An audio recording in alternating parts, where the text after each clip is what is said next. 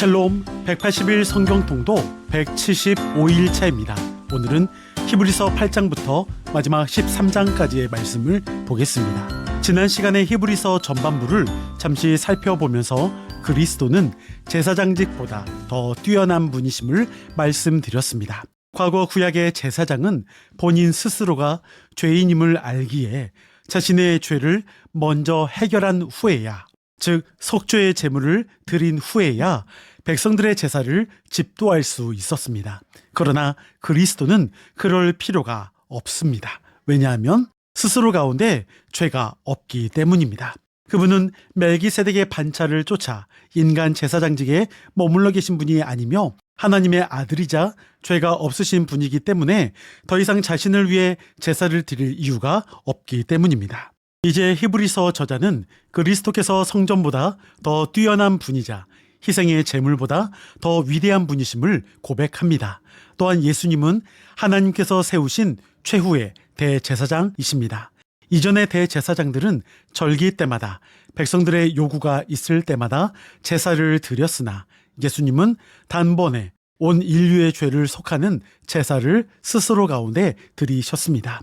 이는 모든 인간을 완전하게 구원하시려는 하나님의 절대적 사랑의 표현 방식입니다. 그렇게 그리스도는 자신을 제물로 바친 희생의 제물로 영원한 구속을 이루셨습니다. 즉 완전한 희생의 제물이 되셨음을 의미합니다. 예수님은 자신의 죽음으로써 새 언약의 중보자가 되셨고 완전한 희생 제물을 통해 구원자가 되셨음을 고백합니다. 이렇게 다 비교해 보니까 선지자들은 예수님을 예비했고 천사들은 예수님의 종이라 불립니다. 모세와 여호수아도 예수님의 종이라 불리죠. 이들은 가나안으로의 여정과 정복을 담당하였는데 예수님은 영원한 천국을 지으셨습니다. 제사장은 죄를 생각나게 하지만 예수님은 죄를 용서하십니다. 이렇게 비교를 통해 예수 그리스도의 우월함을 증명하며 유대교는 모형에 불과하고 기독교가 참 실상이며 진리임을 이야기하고 있습니다. 모형과 실상을 이렇게 생각해 보면 어떨까요? 모형은 실상이 오기 전까지만 활용하면 됩니다. 그리고 실상이 오면 모형은 더 이상의 기능을 할 수가 없습니다. 예를 들면 이렇습니다. 누군가가 부탁해서 소개팅을 했습니다. 소개팅 만남 전까지 상대방의 사진을 미리 얻었고 당일 만남을 기대하며 며칠 동안 기다려왔습니다. 드디어 소개팅 당일이 되었죠. 남녀 두 사람은 서로 마주보며 앉았는데 남자가 소개팅 전에 미리 받았던 사진만 계속 보면서 이야기를 나눈다면 어떻게 될까요? 아마 차이게 될 것입니다. 이와 마찬가지로 실체이신 예수님이 오셨음에도 여전히 모형, 즉 사진만 보고 있다면 그 율법과 전통의 것들만 계속 고집하고 있다면 모든 것은 더 이상 새롭게 기능을 할 수가 없습니다. 예수님은 실체로 오셨지만 그리스도이심을 사람들이 여전히 믿지 않는다고 한다면 어떠한 일이 일어나게 될까요? 11장에서는 이스라엘의 역사를 믿음을 주제로 정리하고 있습니다.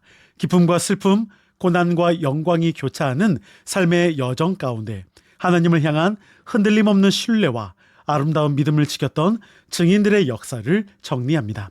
이처럼 소중한 믿음의 증인들의 신앙은 오늘 우리에게도 귀한 모범으로 남아 있습니다. 그러나 이 모든 믿음의 증인들을 모두 모아놓은 것보다 더 뛰어나신 분은 예수 그리스도이시죠. 그리스도는 믿음의 최고 모범이요 언약의 최종 완성자이기 때문입니다.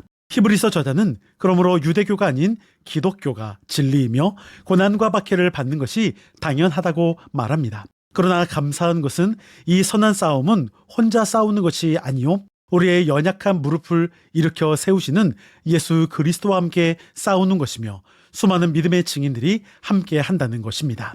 배교의 유혹과 협박을 이겨내려 애쓰는 신앙인들에게 권면과 격려를 주는 히브리서의 말씀은 예수님을 따르는 자들에게 견디기 어려운 고난 끝에 부활의 승리가 있을 것이라는 소망의 말씀과 당부로 끝을 맺고 있습니다. 이제 내용을 기억하면서 히브리서 8장부터 13장까지의 말씀을 듣겠습니다. 여러분 오늘도 승리하시고 평안하세요.